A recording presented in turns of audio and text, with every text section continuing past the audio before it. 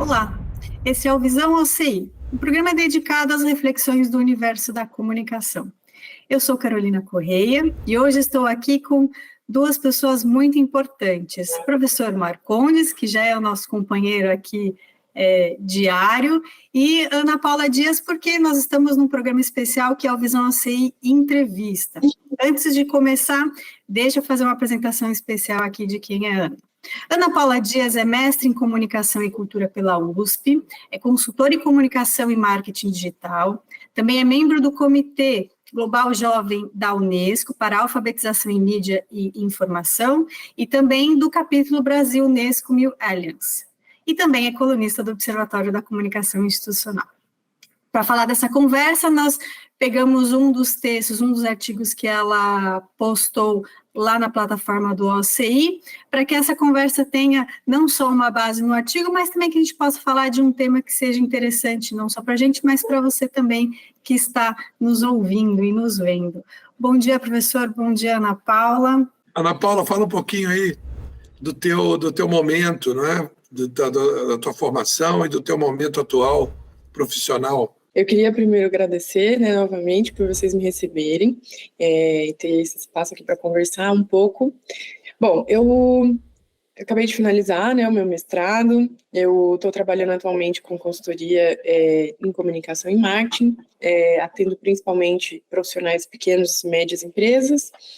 E estou atuando também, agora iniciando no ensino, na docência, também voltado para empreendedores. No Sebrae, não é isso? Isso, no Sebrae, no programa Empreenda Rápido do Sebrae. É importantíssima a instituição cada vez mais, porque a grande maioria dos empregos, a grande maioria dos negócios no Brasil está na pequena e média empresa, na microempresa. Nós temos hoje a figura do MEI, né? O microempreendedor individual, múltiplas possibilidades de a pessoa se viabilizar, né? Fazendo o que gosta, o que sabe fazer bem, né? E parabéns aí pela tua escolha também de investir na área acadêmica. Eu acho que é possível, e temos vários exemplos no observatório, de pessoas que congregam as duas atividades. É engraçado, tem uma piada no meio acadêmico, que é o seguinte: o aluno chega para você e diz assim: professor, quando o senhor não está dando aula, o senhor trabalha? É mesmo. Entendeu? Então é engraçado. É como se a gente não... Como se não contasse. E com tantas pessoas que se dedicam só à carreira acadêmica, você ouviu uma pergunta dessa? É triste. Aí hoje você pergunta para uma turma de 30 alunos quantos querem fazer carreira acadêmica, às vezes ninguém levanta a mão. Então é uma opção de poucos, para poucos, mas de muita importância. Então, parabéns, o mestrado concluído, agora possivelmente o doutorado. Então, e muito bom para nós termos você publicando conosco. É a nossa parte mais visível, né? É o portal. Né? Então, a gente sempre fala um pouquinho do observatório também nas nossas conversas. Mas vamos lá, Carol. Vamos lá, o título do texto que nós selecionamos é Plataformas de redes sociais anunciam mudanças e revelam tendências para 2023. Eu acho que a primeira pergunta que não só a gente, mas muita gente quer saber, Ana, no seu artigo você explica algumas dessas mudanças, mas para você, qual foi a mais importante, assim, pensando em todas as redes sociais? Esse tema assim, é um tema que eu gosto muito de falar, e eu acho que é importante também a gente trazer esse tema nesse momento, né? Principalmente a gente está finalizando o ano, dando aquele balanço geral de tudo que aconteceu. Então, é uma oportunidade bacana para a gente olhar para o ano de 2023, entender o que aconteceu nesse campo da comunicação nas redes sociais, e também discutir um pouco das tendências para 2024, né? Então, antes de comentar, assim, a que me chamou a atenção, eu queria só recapitular também, para quem está nos ouvindo, quem ainda não conheceu o texto ali, quais foram as mudanças, principais mudanças que eu tentei sintetizar, né, no texto. O primeiro ponto que a gente pôde observar ao longo desse ano foi a crescente valorização dos criadores de conteúdo, né, num contexto em que a gente tem visto o alcance orgânico das postagens, tanto ali no Facebook, Instagram, caindo, as habilidades de criar um conteúdo que seja inovador, que é criativo, que chama a atenção das pessoas, concentre esse fluxo de atenção e consegue reter essas pessoas, tem sido cada vez mais valorizado. E por essa razão, os criadores de conteúdo, então, têm ganhado destaque nesse contexto. Naturalmente, as plataformas também vão querer dar soluções voltadas para esse público, para poder otimizar cada vez mais, né, o trabalho deles. Então, a gente viu a disponibilização do selo de verificação no Instagram e no antigo Twitter, né, o X, que eu ainda tenho um pouco de dificuldade de chamar o X, mas, assim, então teve essa questão da disponibilização do selo de verificação, o LinkedIn também anunciou o selo de verificação gratuita, isso tem sido defendido pelas plataformas como uma forma de verificação da identidade, para evitar contas fraudulentas, fortalecer a confiança das pessoas nessas contas e fomentar, assim, também a maior participação dos usuários na produção de conteúdo, né, criando o User-Generated Content, né, esse nome em inglês para se referir à produção de conteúdo pelo usuário.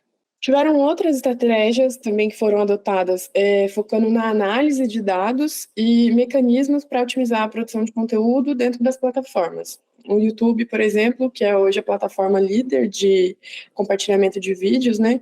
Ele anunciou no evento Upfront 2023 que algumas dessas funcionalidades foram criadas especialmente para melhorar a experiência dos criadores de conteúdo e também dos consumidores, principalmente no que diz respeito a soluções para anúncios.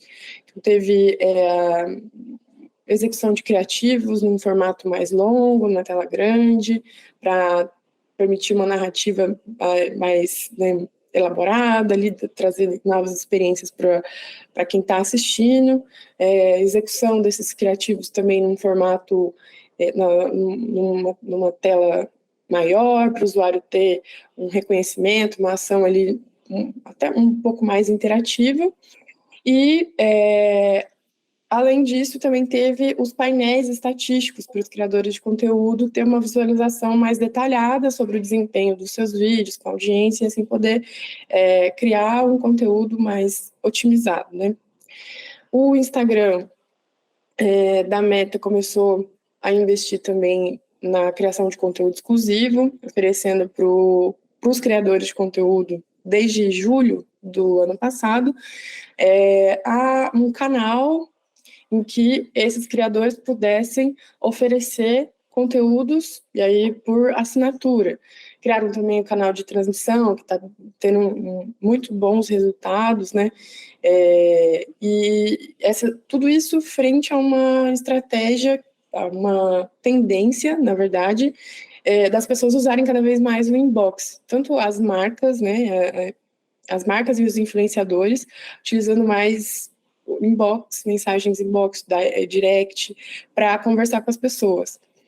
E com isso, eles podem oferecer um conteúdo premium para os seus seguidores, cobrar uma taxa mensal, então isso abre possibilidades, né, oportunidades para os criadores monetizar os seus conteúdos, oferecer uma experiência mais personalizada para os seus seguidores mais fiéis, assim.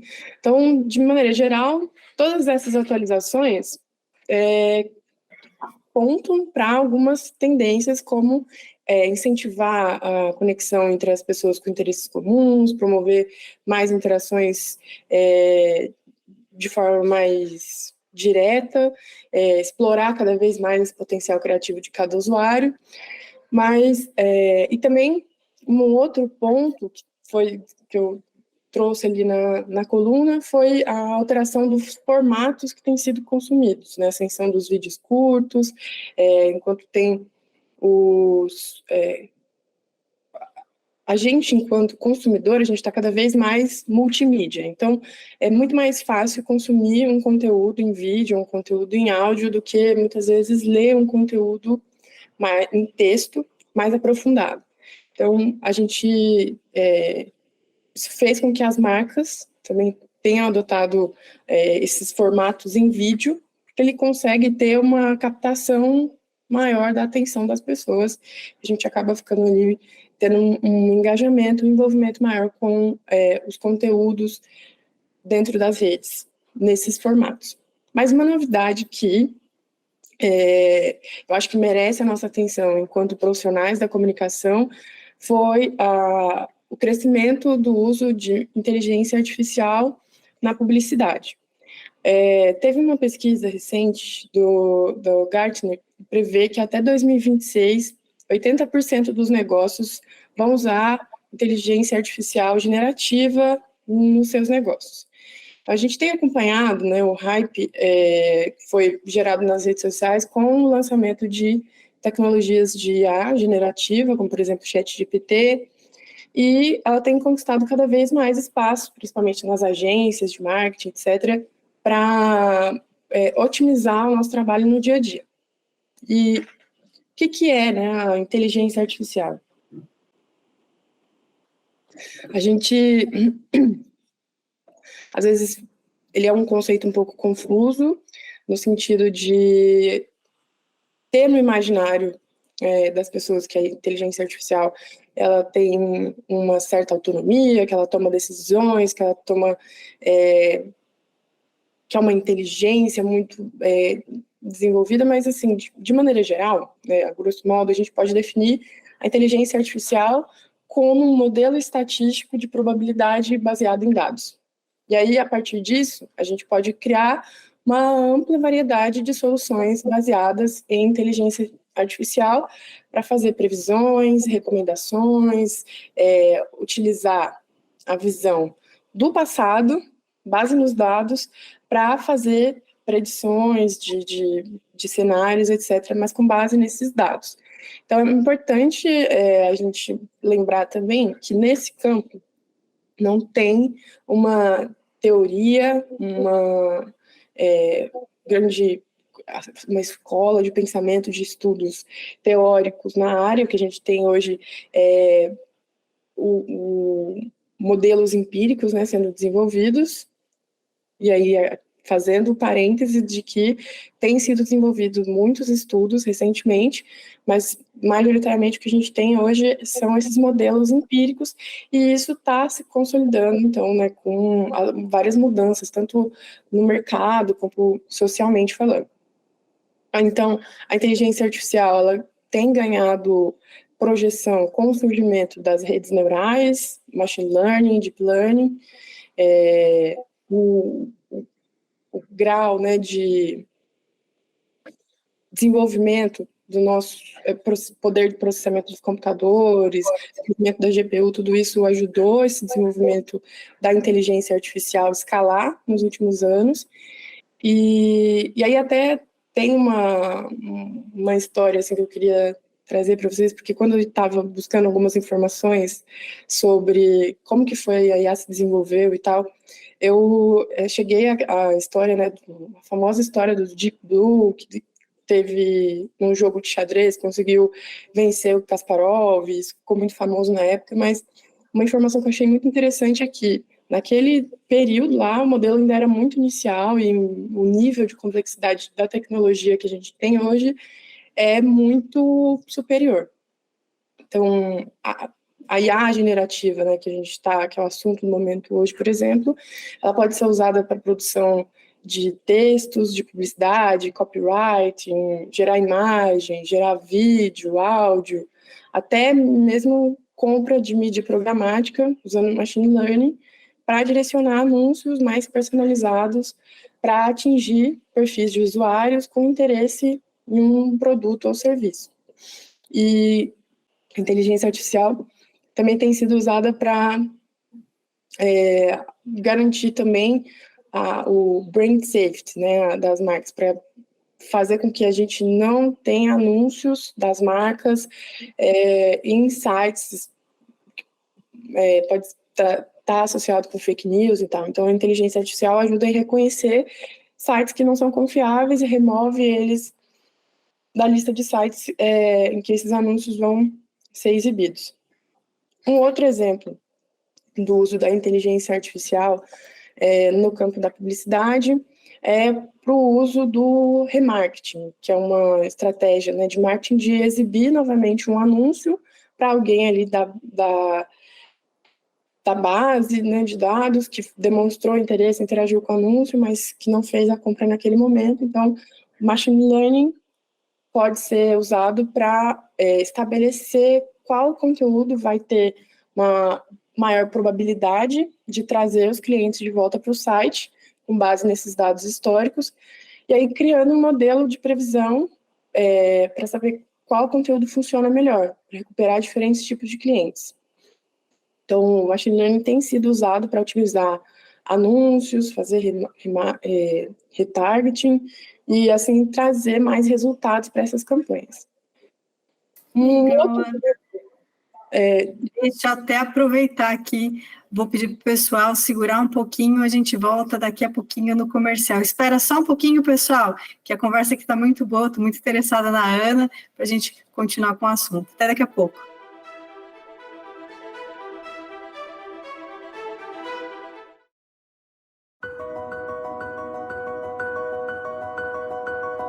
A Criação de Adão, uma das mais conhecidas obras de Michelangelo, traduz o peso das escolhas que nós, seres humanos, fazemos ao longo de nossa existência. Tocar ou não o dedo de Deus. A decisão de buscá-lo é inteiramente nossa. E a última falange do dedo de Adão, contraída, representa o livre-arbítrio, o peso e a importância das decisões que tomamos. Neste congresso da Mega Brasil, o tema central busca uma reflexão sobre os impactos e as consequências que os caminhos escolhidos pelas corporações trazem para a sociedade. A comunicação e o legado que as corporações deixam para o futuro do planeta e das novas gerações traduz o peso das decisões empresariais na condução de seus negócios.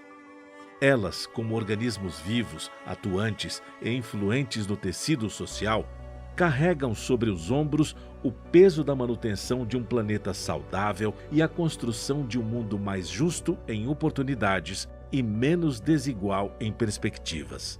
Convidamos você a pensar e refletir conosco caminhos que tragam perenidade, prosperidade e felicidade a toda forma de vida neste planeta.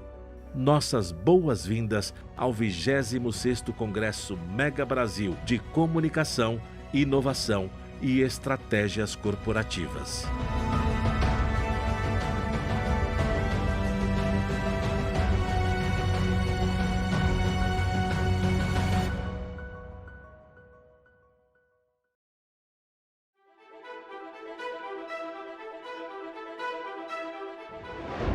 Voltamos para o segundo bloco do Visão OCI. Hoje nós estamos com a Ana Dias, nossa convidada especial para o Visão OCI Entrevista. Ana, você vinha falando da IA, Machine Learning. Deixa eu fazer uma pergunta aqui que eu acho que é a pergunta de milhões. Qual que é a sua visão de futuro para tudo isso que vem acontecendo? Porque, por um lado, a tecnologia vem se desenvolvendo e cada vez mais estamos imersos nela. Mas, por outro lado, existe esse componente humano, né?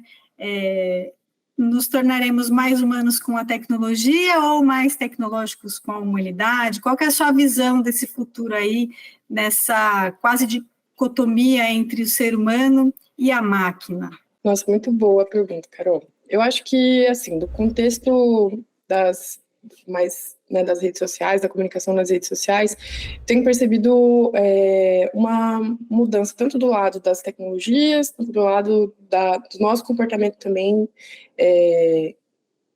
dentro nas nossas interações, na nossa forma ali, de consumir também informações dentro da rede. A leitura que eu faço, assim, é que, primeiro, do ponto de vista de nós, pessoas, né, a gente está cada vez mais cansado, sendo bombardeado por informação o tempo todo, ali ficando cada vez mais saturado, então isso gera uma queda de atenção, engajamento com os conteúdos também, e aí para a gente ter um engajamento mesmo no consumo de informação mais densa, mais profunda, tem que ser algo que realmente interesse muito. Isso vai impactar diretamente no nosso...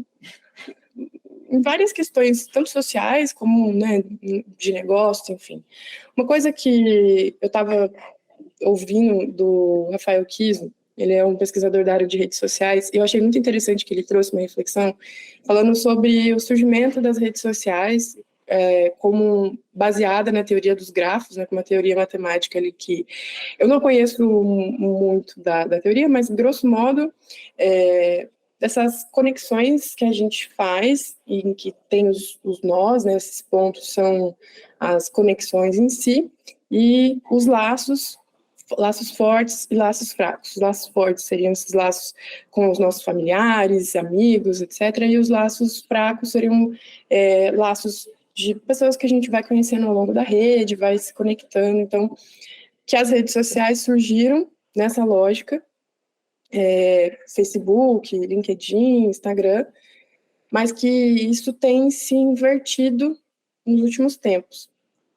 O que acontece, né? Para você ter visibilidade em uma rede como o Facebook ou o Instagram, por exemplo, nesta dinâmica das conexões, você teria que começar criando uma reputação, e aí você cria um interesse das pessoas, e aí você vai conseguindo mais visibilidade, e aí agora a gente está fazendo o caminho inverso, como por exemplo, com o surgimento do TikTok, você não precisa mais ter essas conexões para que você ganhe visibilidade.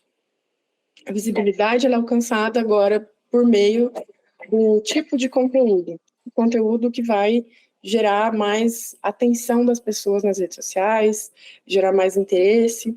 Então, isso começa pelo conteúdo, e o conteúdo vai dar visibilidade, autoridade, reputação para quem o produziu. Então, eu achei muito interessante assim, perceber essas mudanças no comportamento das redes sociais, né? Isso, inclusive, aponta para uma tendência no ano que vem de o TikTok passar o Facebook. Eu acho que uma outra questão também que a gente pode colocar em relação, né, sobre essa parte da interação com homem-máquina, para onde a gente está indo enquanto sociedade e tal, eu acho muito curioso que, ao mesmo tempo que a gente tem essa busca por uma inovação tecnológica, a gente também, por outro lado, tem buscado cada vez mais interação humana, uma interação mais autêntica, uma relação mais focada no humano mesmo, né? E aí isso faz com que a gente tenha os nossos critérios, assim, das nossas relações, nossa tendência de consumo, por exemplo, na rede social, muda bastante. Nesse relatório de tendências também que o Rafael Kiso traz, ele fala sobre a mudança, por exemplo, dos usuários em querer consumir um conteúdo mais autêntico, gerado não por marcas, mas por influenciadores, e aí isso vem trazendo, né, fazendo com que as marcas criem cada vez mais programas que estão incentivando o conteúdo gerado por usuários e também os influenciadores, posts em collab, 3 perfis ali fazendo posts juntos, lives em conjunto, valorizando essa colaboração. Tem também a questão dos tipos de conteúdo que a gente tem tido mais envolvimento, né? Eu falei dos vídeos curtos, mas o podcast também tem aumentado bastante. O Brasil é o país com maior consumo de podcast, videocast no mundo. Então, tem essas transformações, assim, tanto tem a questão geracional também, que a gente tem visto o crescimento da geração Z, né, e as interações entre os millennials e geração Z, a forma como eles estão migrando de uma rede social para outra. Então, são alguns pontos assim que eu achei curioso de observar nessas mudanças, né, que a gente está presenciando agora, tanto de consumo, comportamento, etc. Bom, vou fazer mais um intervalo, você está acompanhando, tá interessante, fique aí, voltamos rapidinho.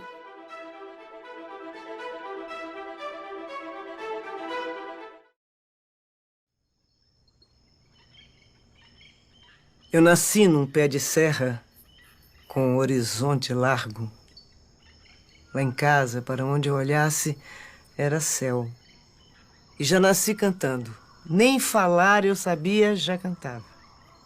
Cresci assim, desavisada do mundo, sem saber que o amor era uma armadilha.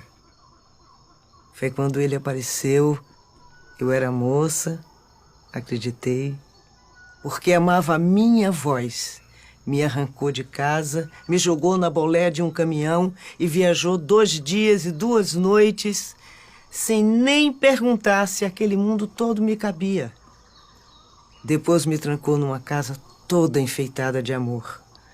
Mas havia grades deselegantes nas janelas. Quando chegava do trabalho, trazia algum presente na mão e dizia: canta. E eu cantava. Envaidecida. Mas ontem ele saiu e esqueceu a porta aberta. Eu nem sei onde vim parar. Hoje eu nasci. Hoje é a primeira vez que eu canto. Essa é uma história real. E quem vive são passarinhos das mais diversas espécies, que são sequestrados, traficados e escravizados no Brasil todos os dias. Apenas para correção. Não é casa, é gaiola. Não é amor, é cativeiro. E assim como sequestrar alguém, manter um animal silvestre que nasceu livre em cativeiro é crime. Amar é libertar.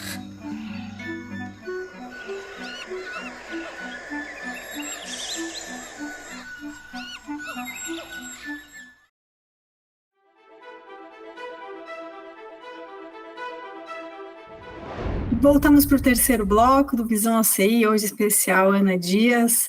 Estamos falando sobre IA, redes sociais, o futuro disso tudo, como que vai ser. Muito interessante. Professor, passo a palavra para o senhor agora para a pergunta que vai encerrar esse programa aqui com chave de ouro.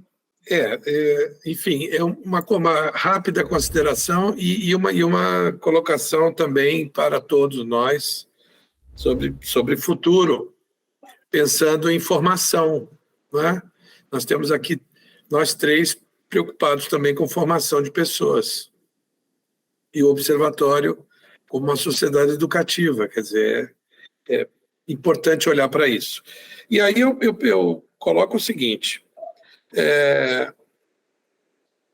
qual é a consequência, não é, do aumento da presença do conteúdo gerado pelo usuário para o jornalismo profissional? Porque o jornalismo criou, ao longo do tempo, e podemos falar do século XX, grande crescimento do jornalismo, né? E a alcunha de quarto poder, que é uma coisa que não desapareceu, acho que ainda não, mas qual é o risco que o jornalismo corre com essa profusão de emissores. Então, eu tenho até um livro que eu cito sempre do Mário Cavalcante, Eu, Mídia. Ele foi um dos primeiros convidados lá no SENAC, no curso de mídias interativas, onde eu tive o prazer de trabalhar, e ele foi lá palestrar sobre isso, e já faz bastante tempo. Ele é jornalista. Uhum. Ao lado disso, a preocupação com o mercado da propaganda, que tem todo estruturado, também com grande profissionalismo. O Brasil, um dos 4 maiores, ou dos 5 maiores na propaganda do mundo, não só em criatividade, mas também em criatividade, premiações e crescimento também. Nós temos uma população ligada, como você acabou de dizer, né, são os maiores consumidores de podcast, de videocast. Nós estamos aqui nesse tipo de meio. E a propaganda que também acho que corre risco, sobretudo também com a questão da monetização. Quer dizer, eu tive um debate muito interessante com uma pessoa no LinkedIn, uma pessoa com a qual eu já tinha um link, mas a gente nunca tinha debatido. É muito comum, isso acontece. Né? Eu fiz uma crítica de que eu disse a classe falante, nós fazemos parte da classe falante, né? Pouco olhava para a questão da monetização. E ela me contradisse e disse, olha, tem muita gente pesquisando isso, e me citou até algumas fontes que eu fui atrás, mas eu estava num contexto mais simples, voltado para a grande maioria das pessoas. O que as pessoas fazem? Elas ainda veem televisão, elas ainda assistem o Jornal Nacional, elas ainda olham esses programas e tal. E isso não existe, como se não existisse. A questão da entrada do valor monetário, do interesse financeiro na internet, que foi uma coisa criada numa lógica de gratuidade. E essa lógica de gratuidade ainda está presente, porque as pessoas entram no Google, perguntam coisas e tem ali anúncios e conteúdos gratuitos, que alguém generosamente... O Observatório, por exemplo, não tem nenhum tipo de assinatura, de restrição. Todo o conteúdo publicado no portal do Observatório da Comunicação Institucional é aberto. Isso é uma prova da generosidade humana.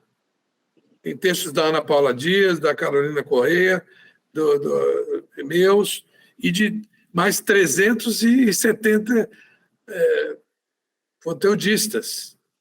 Tudo gratuitamente. Essa doação é uma coisa maravilhosa. O próprio YouTube é alimentado com coisas que pessoas tinham guardadas e que trazem à tona.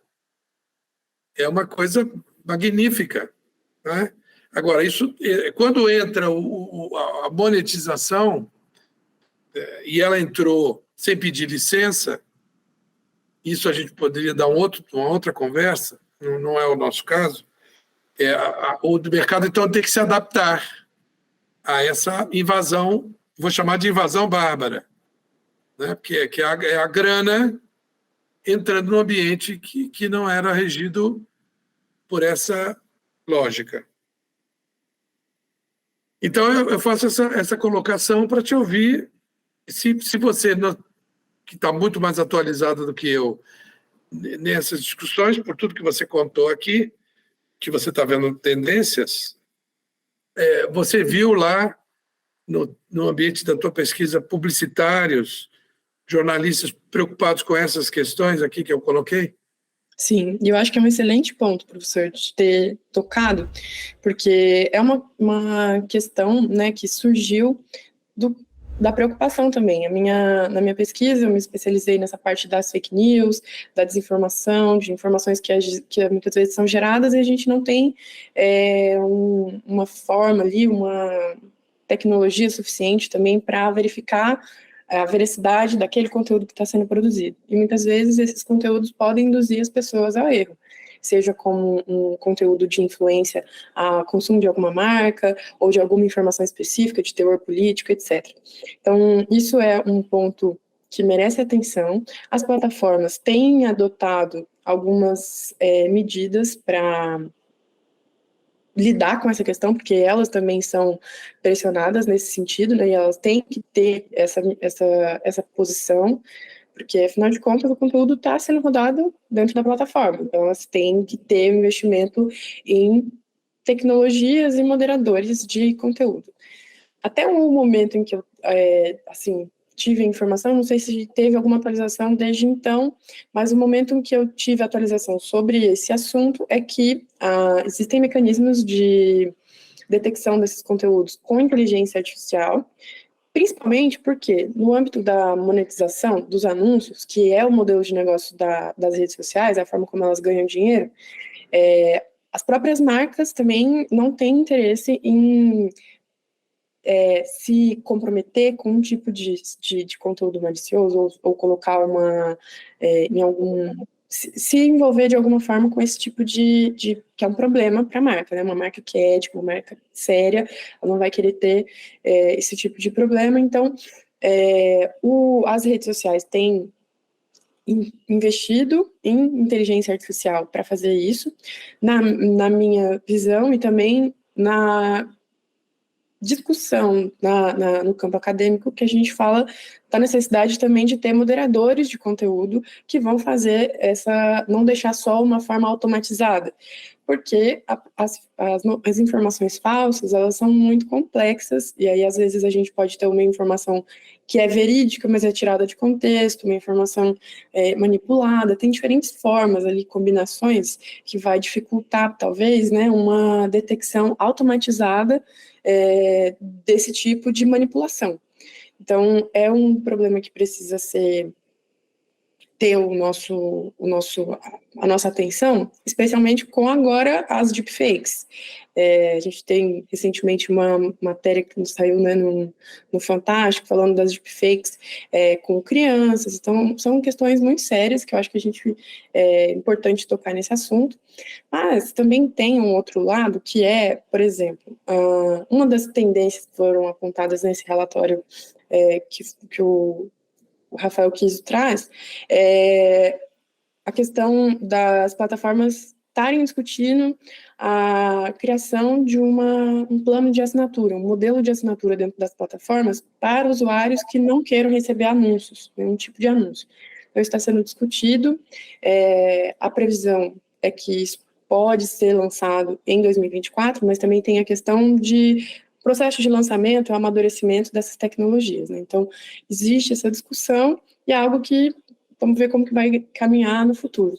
Mas, com certeza, é algo que precisa ser pensado, principalmente com, né, o crescimento de desinformação também com esses conteúdos. Você me permite, eu lembro também uma discussão que eu tive com um outro colega na internet, quando houve aquele apagão, e a empresa fazendo comunicados burocráticos, estamos cuidando da situação e tal, e que eu coloquei a questão central da nossa profissão, que é relações públicas, que você acabou de falar, que é a indução do público a erro de julgamento. Quer dizer, na minha visão, essa é a razão de existir uma profissão regulamentada com código de ética, com responsabilidade técnica e com poder de fiscalização. Então, você vai até a empresa, não importa quem fez o comunicado, qual é a formação, induziu o público a erro, aí sim, uma penalidade. Uma penalidade. Porque trouxe ao público uma informação, vamos chamar de uma informação falsa, uma informação incompleta, e que pode gerar dano. Então, eu acho, até para responder um pouquinho que a provocação que a Carol fez, que o fator humano vai sobrar para a RP. Colocar isso aqui em primeira mão.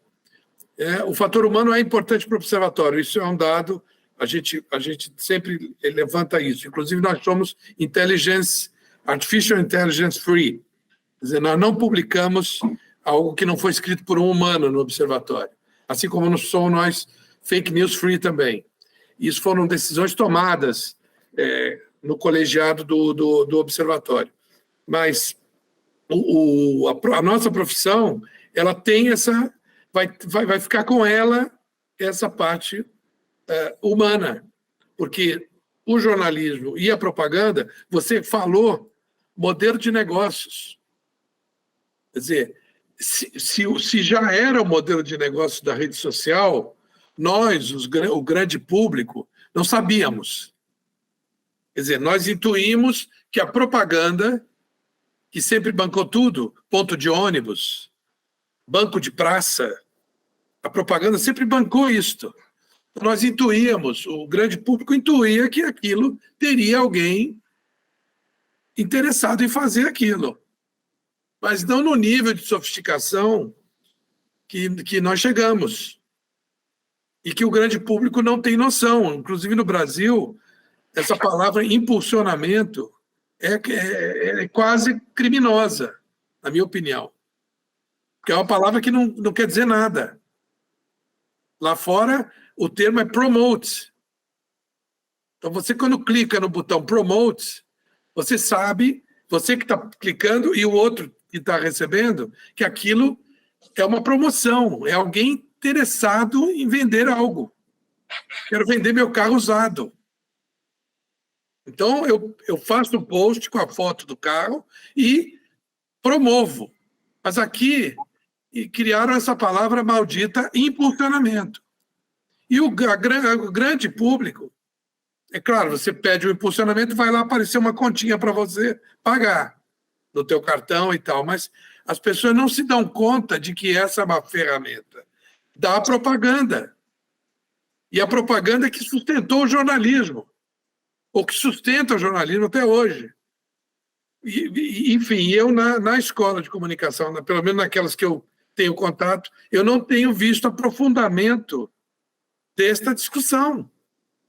Ela talvez esteja muito mais na área de TI, na área do direito, do que nas nossas próprias escolas de comunicação. Posso estar errado, claro. Com certeza. Eu também, assim, acho que isso está mudando um pouco, falando do cenário, né, que eu conheço, acho que o pessoal tem buscado trazer um pouco mais esse debate sobre os próprios desafios ali, né, que o jornalismo profissional tem enfrentado, por, inclusive, a forma de monetizar, como uma empresa mesmo, né, de comunicação, de informação, como que vai buscar alternativas para se manter ali sustentável o negócio. E eu acho que tem se mostrado um desafio, porque as próprias pessoas têm parado de consumir, buscar as informações no jornalismo para consumir as informações nas próprias redes sociais, né? Então, citando novamente esse relatório que eu estava consultando para trazer as informações com vocês, a gente tem uma estatística de investimento em publicidade, por exemplo, nas redes sociais e em outros canais, como, por exemplo, TV, rádio, os meios de comunicação mais tradicionais, né? E aí, eu estou com ele aberto aqui, hoje a gente tem a fonte, o Global Media Budget Plans for 2024, do Martin Schatz. o número de publicidade, né, a porcentagem de publicidade online em vídeos é 74%, vídeo de streaming 62%, social media 59%, e aí vai colocando ali os canais para rádio, cinema, TV em 6%, rádio 2%, cinema 1% e jornais e revistas, menos 47% e menos 44%. Isso é uma tendência para 2024. Então, são um cenário que mostra um desafio, né, para a área da comunicação em si e para o próprio modelo de negócio, né, dessas organizações, dessas empresas. Muito obrigado. Chave de ouro aí nessa resposta. Dados que mostram a mudança do mercado absoluta. Você vê hoje, você lê o meio mensagem, sim, você nota que o mercado está mudando bastante. Está em vertiginosa discussão. Dá para notar isso, né? A gente assina também e é incrível. Carol. Bom, só tenho a agradecer mais uma vez, eu aprendo muito com esses episódios. Ana Paula, muito obrigada pela sua companhia, pelo seu conteúdo, pelo conhecimento. Professor, muito obrigada, como sempre. Sou muito feliz de fazer esse programa aqui. Você que nos assiste, obrigada por mais essa audiência. Espero que vocês tenham gostado e nos vemos numa próxima. Até breve. Até, estamos em todas as redes sociais. Obrigada, gente. Até a próxima. Obrigado a Mega Brasil também.